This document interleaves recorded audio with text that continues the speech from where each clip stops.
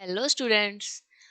जिंदगी में आप सभी ने कभी ना कभी तो ये सोचा ही होगा कि जो आप खाना खाते हो उस खाने के साथ आपकी बॉडी में जाने के बाद क्या क्या होता है। तो चलिए आज मिलकर सुलझाते हैं इन डाइजेशन के रहस्यों को। डाइजेशन इन यूनिसेलुलर ऑर्गेनिज्म तो हम फर्स्ट पार्ट में पढ़ के आ चुके हैं। अगर आपने वो पार्ट अभी तक नहीं देखा तो आप जाके उस पार्ट को देख सकते हैं। आज हम करने जा रहे हैं digestion in human beings. Human beings में डाइजेशन कैसे होता है, इसमें आपके डिफरेंट डिफरेंट पार्ट्स होते हैं।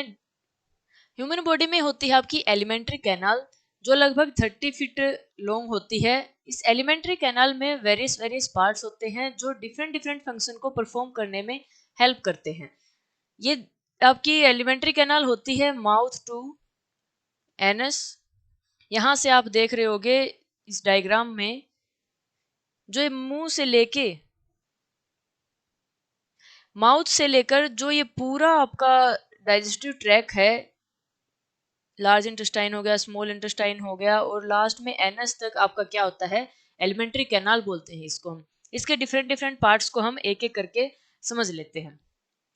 जो हम खाना खाते हैं, आपको पता है कि हम डिफरेंट डिफरेंट चीज़ें खाते हैं, कॉम्प्लेक्स कॉम्प्लेक्स सब्सटेंस हम इनटेक करते हैं। तो ऐसे कॉम्प्लेक्स सब्सटेंस को तोड़ने के लिए आपकी बॉडी में डिफरेंट डिफरेंट एंजाइम्स होते हैं। एंजाइम्स आप पिछली वीडियो में पढ़ के आ चुके होंगे। एंजाइम्स होते हैं बायोकैटालिस्ट। कैटलिस्ट हमने बताया था कि ऐसे सब्सटेंस होते हैं जो आपकी प्रोसेस को क्या करते हैं, फास्ट कर देते हैं। इनको हम बोलते हैं एंजाइम्स। आपको ये जानकर हैरानी होगी कि डाइजेशन आपका माउथ से स्टार्ट हो जाता है। जैसे आपको कोई आपकी फेवरेट चीज दिखाई देगी, उसको देख के आपके मुंह में पानी आ जाता है ना। तो मुंह में पानी आता है, वो पानी नहीं होता असल में, वो होती है सलाइवा। अब इस सलाइवा का डाइजेशन में क्या रोल है वो देखते हैं। आपके सबसे पहले माउथ में क्या होता है, जो आप कॉम्प्लेक्स कॉम्प्लेक्स सब्सटेंस खा रहे हो, सॉलिड सब्सटेंस के रूप में इनटेक कर रहे हो, वो क्या करते हैं, सबसे पहले उनको चबाना पड़ेगा, छोटे छोटे टुकड़ों में ब्रेक डाउन करना पड़ेगा। उसमें कौन हेल्प करते हैं, आपके टीथ। दूसरी चीज आती है अब आपकी सलाइवा। जो मुंह में पानी आया था उसको क्या बोलते हैं हम, सलाइवा बोलते हैं। अब ये सलाइवा क्या करेगी, इसमें एक होता है स्लाइवरी अमाइलेज होता है। स्लाइवरी अमाइलेज क्या होता है, ये एंजाइम है।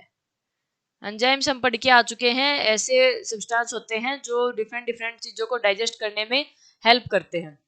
तो स्लाइवरी अमाइलेज किस चीज को है वो, तो स्लाइवरी अमाइलेज डाइजेस्ट करती है कार्बोहाइड्रेट को। आपको एक चीज हमेशा याद रखनी है डाइजेस्टिव सिस्टम में कि डिफरेंट डिफरेंट एंजाइम्स के आपको नेम याद रखने हैं, और आपको ये याद रखना है कि वो किस चीज को क्या करते हैं, डाइजेस्ट करते हैं। सबसे पहला आपका एंजाइम स्टार्ट हो चुका है सलाइवा से ही, उसका नाम होता है स्लाइवरी अमाइलेज। ये डाइजेस्ट करता है आपको कार्बोहाइड्रेट को। ये आपका टॉपिक बहुत ही इंपॉर्टेंट हो जाता है एग्जाम पॉइंट ऑफ व्यू से। अगर हम देखें तो इसमें पूछ लेंगे, कोई भी आपका एंजाइम का नाम दे देंगे, पूछ लेंगे किस चीज को डाइजेस्ट करता है ये बताइए। आपको पता है जैसे आपके खाने में होते हैं डिफरेंट डिफरेंट चीजें, जैसे कार्बोहाइड्रेट हो गया, दूसरा होता है प्रोटीन होता है, एंड आपका फैट होता है। इन चीजों को डाइजेस्ट करने के लिए डिफरेंट डिफरेंट एंजाइम्स की जरूरत पड़ती है। सबसे पहले आपका डाइजेशन होता है कार्बोहाइड्रेट का। कार्बोहाइड्रेट जो आपके खाने में होता है वो सबसे फास्ट डाइजेस्ट होता है। दूसरे नंबर पे आपका होता है प्रोटीन डाइजेस्ट, और सबसे लास्ट में आपका होता है डाइजेस्ट फैट। तो कार्बोहाइड्रेट का तो एक बार छोटे टुकड़ों में हमने थोड़ा सा छोटा कर दिया है, उसको किसमें बदल दिया है, कार्बोहाइड्रेट को डाइजेस्ट करके सिंपल सब्सटेंस में बदल दिया है, सिंपल शुगर में। अब बात आती है ये सलाइवा आता कहां से है। आपके माउथ में टंग के नीचे होती हैं 3 ग्लैंड्स, जिसमें से पहली है आपकी sublingual gland, and second is submandibular, and third is parotid gland. जो स्नेक होता है, स्नेक का जो आपने सुना होगा, इसमें एक जहर की थैली होती है। वो जहर की कहाँ भरा होता है, इसका पैरोटिड ग्लैंड में वो भरा होता है अब इनका पॉइजन। जो सपेरे वगैरह होते हैं वो क्या करते हैं, जो सांप को रखते हैं ये बोल देते हैं इसके दांत तोड़ रखे, अब नहीं काटेगा ये। वो क्या करते हैं, असल में वो पैरोटिड ग्लैंड को निकाल देते हैं, उनकी जहर की जो थैली होती है उसको बाहर निकाल देते हैं। फिर वो स्नेक अगर काट भी लेगा तो भी हमें कोई नुकसान नहीं होगा। हमारे भी ये 3 ग्लैंड होते हैं। इन 3 ग्लैंड्स में से आपका इन 3 ग्लैंड में से आपका निकलता है सलाइवा, जो किस चीज को डाइजेस्ट करता है? कार्बोहाइड्रेट को डाइजेस्ट करता है। अब आता है टंग। टंग क्या काम करता है? ये फूड को मिक्स करने में हेल्प करता है सलाइवा के अंदर, और ये फूड को इसोफेगस में भेजने में क्या करेगा? मदद करेगा। अब हम आगे समझने से पहले डाइजेस्टिव सिस्टम के अलग अलग पार्ट्स को देख लेते हैं। अगर हमें पार्ट्स के बारे में नहीं पता होगा तो हमें ये कैसे पता होगा ये डाइजेस्ट किस चीज को करते हैं, है ना? तो सबसे पहले हम देखेंगे, ये जो आपको दिखाई दे रहा है रेड रेड कलर में, यहाँ पे ये होती है आपकी इसोफेगस। इसोफेगस में क्या होता है? इसको फूड पाइप बोल देते हैं। फूड पाइप ये नहीं है कोई प्लास्टिक की पाइप लगी हुई है आपके अंदर, ये होती तो मस्कुलर पाइप ही है। इसमें क्या होता है? कॉन्ट्रैक्शन एंड रिलैक्सेशन होता रहता है, ऐसे कॉन्ट्रैक्ट और रिलैक्स होती रहेगी, जिसकी वजह से आपका खाना नीचे जाता जाएगा। इस कॉन्ट्रैक्शन और रिलैक्सेशन की प्रोसेस को बोलते हैं पेरिस्टेलिक मूवमेंट।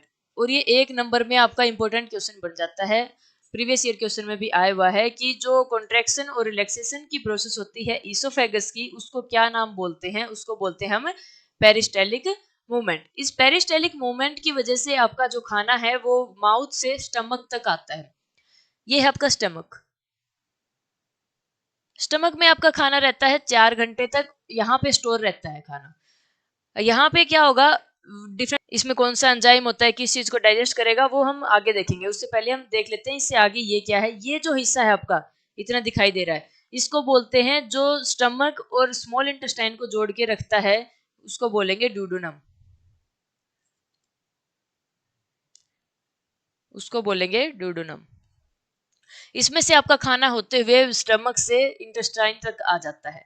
इसके बाद जो आपको दिखाई दे रही है ये है आपकी स्मॉल इंटेस्टाइन, जो कोयल फॉर्म में पड़ी हुई है, क्योंकि इसके सरफेस एरिया ज्यादा होना चाहिए। सरफेस एरिया को बढ़ाने के लिए इसको कोयल फॉर्म में रखा गया है। ये जो ग्रीन कलर में दिखाई दे रही है ये है लार्ज इंटेस्टाइन। लार्ज इंटेस्टाइन के फंक्शन भी हम पढ़ लेंगे। ये जो आपका लीव लाइक स्ट्रक्चर दिखाई दे रहा है, जो लीव लाइक स्ट्रक्चर है ये है पैनक्रियाज, और ये है आपका लीवर। ये जो यहाँ पे दिखाई दे रहा है ये है गोल ब्लैडर। गोल ब्लैडर क्या करता है देखते हैं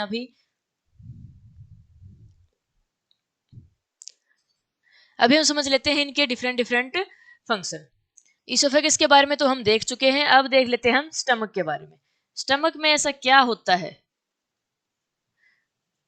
स्टमक में होती है गैस्ट्रिक ग्लैंड। गैस्ट्रिक ग्लैंड में आपके 3 चीजें होती हैं। पहला होता है एचसीएल, सेकंड होता है पेप्सिन, एंड जो थर्ड होता है वो होता है म्यूकस। इन सभी चीजों के आपको नाम याद रखने हैं। एचसीएल आपका क्या काम करता है? मान लिया आपके खाने के साथ कोई बैक्टीरिया, कोई पैथोजन वगैरह अंदर चला जाता है तो उसको मारने में हेल्प करता है। दूसरा क्या करता है? जो आपका खाना अंदर आया, इस एचसीएल के अंदर आके गिर गया, उसको क्या करेगा? ये एसिडिक मीडियम प्रोवाइड करवाएगा। और तीसरा ये काम करता है, जो पेप्सिन है आपका एंजाइम है, ये पेप्सिन इसको फैसिलिटेट करेगा, इसको उकसाएगा बार बार कि भाई जल्दी काम करो, ज्यादा काम करो, ऐसे इसको उकसाता रहता है, फैसिलिटेट करता रहेगा पेप्सिन को। अभी पेप्सिन काम क्या करता है, किस काम के लिए उकसाता है इसको एचसीएल? ये करता है आपका जो प्रोटीन आया है आपका खाने के अंदर, प्रोटीन को डाइजेस्ट करने में क्या करेगा? हेल्प करेगा। थर्ड चीज है आपकी म्यूकस। ये आपका प्रेजेंट होता है स्टमक की वॉल के बीच में और एचसीएल के बीच में। ये एक बैरियर की तरह काम करता है।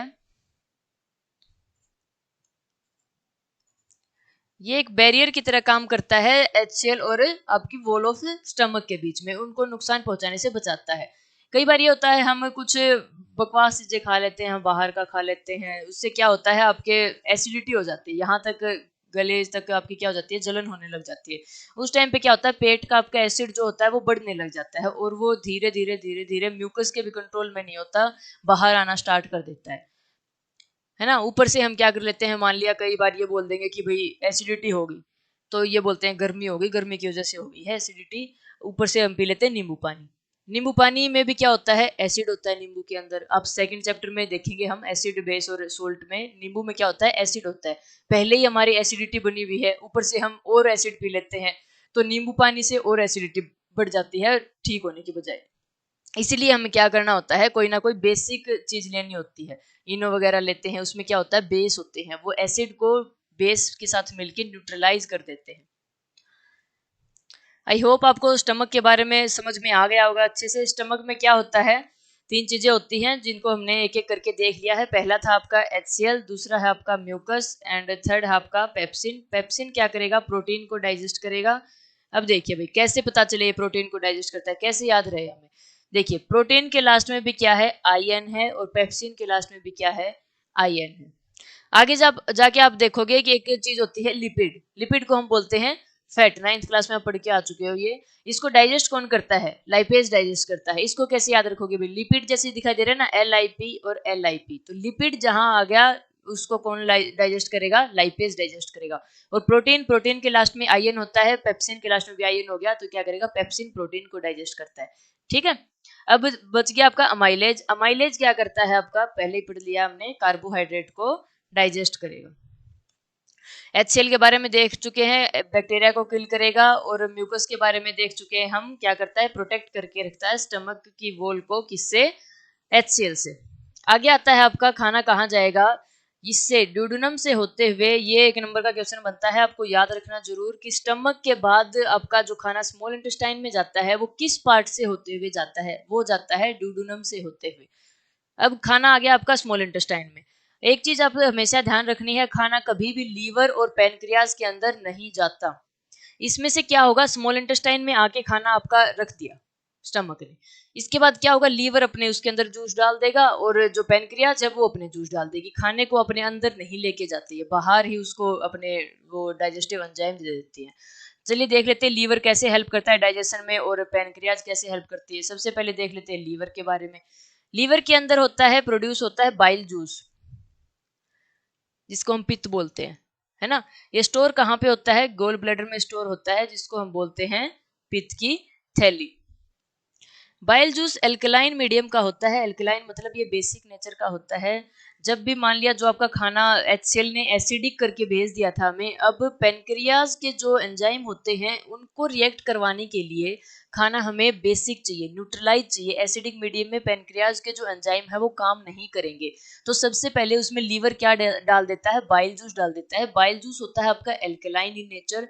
ये क्या कर देगा, न्यूट्रलाइज कर देगा जो भी आपका खाना एसिडिक हुए होके आया है HCl की वजह से, उसको न्यूट्रलाइज कर देगा। ठीक है, और जो भी मान लिया एक्स्ट्रा आपके पास बाइल जूस बच जाता है, उसको गोल ब्लैडर के अंदर क्या कर लेता है, स्टोर कर लेता है। अब बात आती है दूसरा क्या काम करता है बाइल जूस। ये फैट जो ग्लोब्यूल्स होते हैं आपके बाइल, इसमें जो फैट ग्लोब्यूल्स होते हैं, स्मॉल इंटेस्टाइन में फैट भी आया खाने के साथ साथ, है ना। तो एकदम से स्मॉल इंटेस्टाइन और पैनक्रियाटिक जूस के अंदर इतनी पावर नहीं है कि वो फैट को डायरेक्ट डाइजेस्ट कर दें। उससे पहले बाइल जूस को बड़े बड़े जो फैट के ग्लोब्यूल्स हैं उनको स्मॉलर फैट में तोड़ना पड़ेगा। इसके बाद इसमें पैनक्रियाटिक जूस क्या करेंगे, एक्ट कर पाएंगे। अब एक क्वेश्चन आता है आपका 2 नंबर का, इंपॉर्टेंट क्वेश्चन बनता है कि बाइल जूस है, इसमें कोई भी डाइजेस्टिव एंजाइम नहीं है, फिर भी ये डाइजेशन में हेल्प करता है। कैसे, NCERT रिलेटेड क्वेश्चन है आपका, याद रखना है। ठीक है, कैसे इसका आंसर देंगे हम कि बाइल जूस आपका कोई भी डाइजेस्टिव एंजाइम नहीं है, लेकिन फिर भी ये आपका डाइजेशन में हेल्प करेगा, क्योंकि ये करता है खाने को न्यूट्रलाइज जो HCl में एसिडिक कर दिया है। और फिर आपको क्या करता है, ये फैट ग्लोब्यूल्स को छोटे छोटे टुकड़ों में तोड़ देगा। इसी तरह से बाइल जूस आपका डाइजेशन में हेल्प करता है। इसके बाद आता है पैनक्रियाटिक जूस। पैनक्रियाटिक जूस कहाँ से निकलता है, पैनक्रियाज से निकलता है। अब इस पैनक्रियाटिक जूस में ऐसा क्या होता है जो खाने को डाइजेस्ट कर देते हैं, इसके अंदर भी आपके कुछ ना कुछ क्या होते हैं, एंजाइम्स होते हैं। पैनक्रियाटिक जूस में आपका पहला एंजाइम होता है अमाइलेज। दूसरी इसमें एक चीज होती है ट्रिप्सिन। अब आप खुद ही सोचो, ट्रिप्सिन है, लास्ट में आईएन है, किसको डाइजेस्ट करेगा, बताइए, सोचिए तब तक। और तीसरी चीज होती है इसमें लाइपेज। लाइपेज को हम बता चुके हैं, लाइपेज किसको डाइजेस्ट करेगा, लिपिड जैसा सुनाई दे रहा है ना, लिपिड होता है फैट। इनडायरेक्टली लाइपेज हम बोल सकते हैं फैट को डाइजेस्ट करेगा। सोच लिया था ना आपने, वेरी गुड, समझ में आ गया ना आपको। देखिए ट्रिप्सिन किसको डाइजेस्ट करेगा, बताओ जल्दी, प्रोटीन को डाइजेस्ट करेगा। एंड अमाइलेज भी हम पढ़ के आ चुके हैं, अमाइलेज किसको डाइजेस्ट करता है, कार्बोहाइड्रेट को डाइजेस्ट करता है। और जहां पे आपका स्लाइवा में होता है स्लाइवरी अमाइलेज, बस इतना फर्क है कि पैनक्रियाटिक जूस में सिंपल अमाइलेज होता है और स्लाइवा में होता है स्लाइवरी अमाइलेज। दोनों चीजें सिर्फ कार्बोहाइड्रेट को ही डाइजेस्ट करेगी। यहाँ पे आपका स्मॉल इंटेस्टाइन में होता है कंप्लीट डाइजेशन। एक क्वेश्चन बन सकता है इसमें से, कंप्लीट डाइजेशन होता है स्मॉल इंटेस्टाइन में, ये हम कैसे बोल सकते हैं? क्योंकि यहाँ पे आपका कार्बोहाइड्रेट भी पूरी तरीके से डाइजेस्ट कर दिया है और ट्रिप्सिन भी डाइजेस्ट हो गया है और लाइपेज भी डाइजेस्ट हो गया है। आई होप आपको इतना अच्छे से समझ में आ गया होगा। अब आता है भाई एक चीज है, ये स्मॉल इंटेस्टाइन के अंदर पड़ा हुआ है खाना। अभी जो खाना है आपका स्मॉल इंटेस्टाइन में आया हुआ है मेहमान के रूप में, है ना। उसको बाहर से तो खाना खाने के लिए किसी ने, कोई दूध लेके आया, कोई पानी लेके आया, कोई कुछ लेके आया, उसमें से आपके दो चीजें थी, लीवर और पेनक्रियाज, है ना। ये इन्होंने अपने डिफरेंट डिफरेंट एंजाइम्स दे दिए हैं। अब जिसके घर पे आया हुआ है उसका भी तो कोई ना कोई फर्ज बनता है ना, ये कुछ ना कुछ तो देगा उसको पीने के लिए, मेहमान नवाजी करने के लिए। तो ये देता है इंटेस्टाइनल जूस। इंटेस्टाइनल जूस में आपका क्या होता है, इसमें कोई स्पेसिफिक नाम नहीं है आपके एंजाइम्स के, ये सिर्फ हम इतना जान लेंगे कि ये प्रोटीन को डाइजेस्ट कर देता है अमीनो एसिड में, एंड जो आपका फैट है फैट को डाइजेस्ट कर देता है फैटी एसिड में, और ग्लिसरॉल में, और तीसरी चीज बच गई आपकी, कार्बोहाइड्रेट को डाइजेस्ट कर देता है ग्लूकोज में। यहाँ ऐसे आपका खाने का पूरा डाइजेशन हो जाता है। देखिए स्टमक में हमने देख लिया था कि स्टमक क्या करता है, खाने को मिक्स करता है with gastric juice. Gastric juice कैसे याद रखोगे, गैस्ट्रिक ग्लैंड से निकलता है। गैस कहाँ बनती है आपकी, पेट में बनती है ना। ये तो है नहीं लीवर में गैस बनती है, पेट में आप कई बार बोलते हो भाई आज तो गैस से बनी हुई है पेट में, है ना। तो गैस्ट्रिक जूस कहाँ होगा, आपका स्टमक में होगा। और गैस्ट्रिक जूस में कौन कौन से एंजाइम्स होते हैं, एक होता है हाइड्रोक्लोरिक एसिड, एक होता है पेप्सिन, और तीसरी चीज होती है इसमें mucus. HCl acidic environment provide करवाता है पेप्सिन के लिए, ताकि ये अच्छे से काम कर सके, प्रोटीन को ब्रेक डाउन कर सके। जो स्मॉल इंटेस्टाइन होती है वो लॉन्ग कोइल्ड ट्यूब होती है जो डाइजेशन में हेल्प करती है। पेनक्रियाज और लीवर इसमें अलग अलग क्या डाल देते हैं, अपने जूस डाल देते हैं, जो हम पढ़ चुके हैं। ट्रिप्सिन प्रोटीन को करेगा, लाइपेज फैट को डाइजेस्ट करेगा, और अमाइलेज कार्बोहाइड्रेट को डाइजेस्ट करेगा। अब बात आती है भाई स्मॉल इंटेस्टाइन के अंदर खाना तो डाइजेस्ट हो गया पूरी तरीके से, अगर मान लिया उस खाने का अब्जॉर्प्शन ही ना हो, उसको हम यूज ही ना कर पाए, तो डाइजेस्ट होने का क्या फायदा, पड़ा रहेगा वहीं पे। तो स्मॉल इंटेस्टाइन में होता है आपका अब्जॉर्प्शन ऑफ फूड। होता कैसे है, इसमें होती है फिंगर लाइक प्रोजेक्शंस होती हैं आपकी, जैसे आप यहाँ पे देख पा रहे हो, ये फिंगर लाइक स्ट्रक्चर्स हैं, इनको हम बोलते हैं विलाई।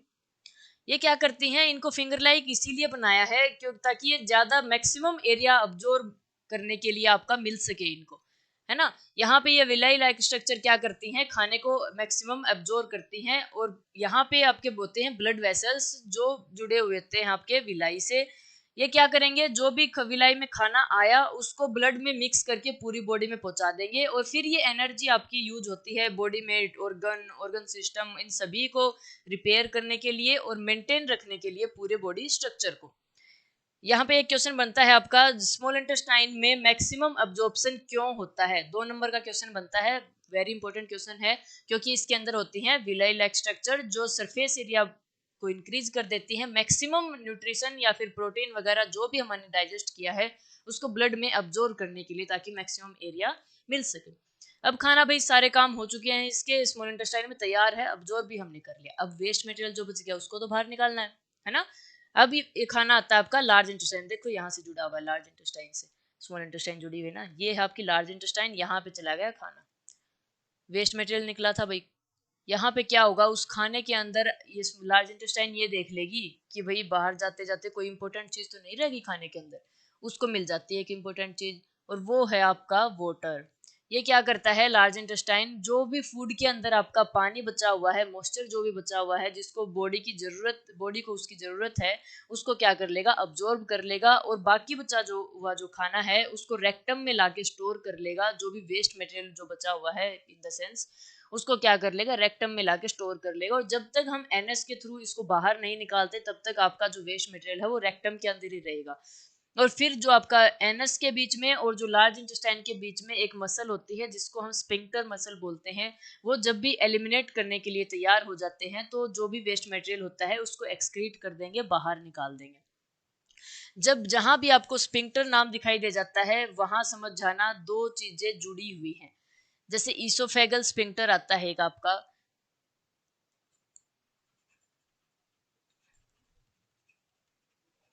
ईसोफेगल स्फिंक्टर क्या करता है? ईसोफेगस मतलब फूड पाइप।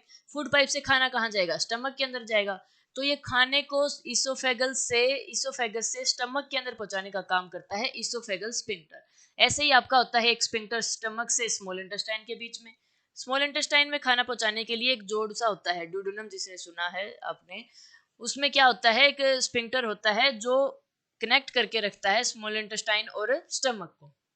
आई होप आपको पूरा डाइजेस्टिव सिस्टम अच्छे से समझ में आ गया होगा। कोई बड़ी बात नहीं है इसमें, लेकिन एग्जाम पॉइंट ऑफ व्यू से आपका ये बहुत इंपॉर्टेंट वो टॉपिक बन जाता है। ऐसे ही डिफरेंट डिफरेंट सिस्टम हम एक एक करके अच्छे से समझ लेंगे, आपको टेंशन लेने की कोई ज़रूरत नहीं है। अगर आपको ये वीडियो पसंद आई तो इसको लाइक करें, शेयर करें और हमारे चैनल को सब्सक्राइब करें। और अगर आपको बाकी पीडीएफ चाहिए इस चैप्टर की और अदर अपडेट्स के लिए आप हमारी साइट पे विजिट कर सकते हैं, जो है उपनिषद इंस्टीट्यूट.in।